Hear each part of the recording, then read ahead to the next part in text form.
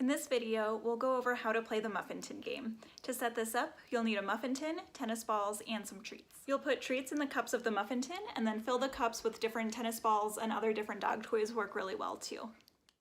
I'll ask Tuffin to wait, and then I'm gonna set up my muffin tin. So I'm putting treats in just 3 of the cups, and then there's a tennis ball or another ball in the rest of the cups as well.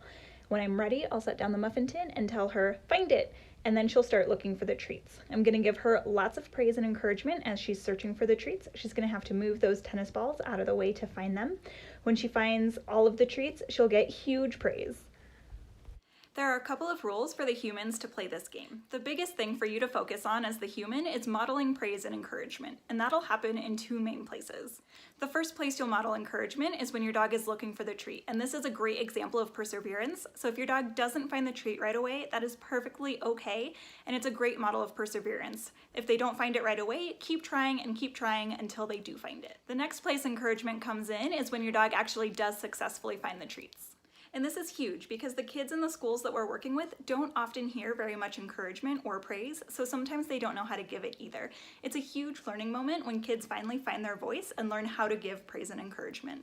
If you're volunteering in a nursing home or a hospital, encouragement is also really huge, and the celebration. So sometimes there's not very much to celebrate if you're a patient or a resident in one of these places, but celebrating with the dog is a great way to practice that. Along those lines, this game is really great for choice and control as well. Whether you're in a school or a nursing home or a hospital, sometimes you don't have very much choice and control over your environment. But this game gives us lots of opportunities for the client to choose which of the muffin tin cups get treats and which ones get balls, and then where those balls go. So if you're using different colored balls, the client can choose if the soccer ball goes in one place or if the green knobby ball goes in a different place, and then where those treats go to. Finally, as the human, you'll need to know what cues to give your dog. So you'll ask them to wait, and we usually do this with just a wait and a single fingered point, and then you'll release them to go and find the treat. So you can either give them the release cue, or you can tell them to find it or search, or a cue like that. The rules for your dog are simply to wait until the muffin tin is set up and they're released, and then when they are released and told to find it, then they'll search for the treats until they successfully find the treats. It's so important that your dog waits for the treats because some dogs love this game so much that they might even jump up and try to grab the treats out of the muffin tin before you're ready. So that wait has to be rock solid. If your dog is struggling to wait until you're ready, try presenting the muffin tin a little bit farther away from them.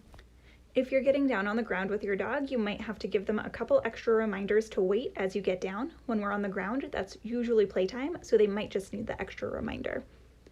Also keep in mind that you don't have to be on the ground to play this game. You can do it from a standing position, or you could always sit in a chair as well. There's a couple of things you can do to help your dog learn this game. One of those things is to start with a muffin tin with just treats in it and no tennis balls. This helps your dog understand that the muffin tin means that there will be treats there.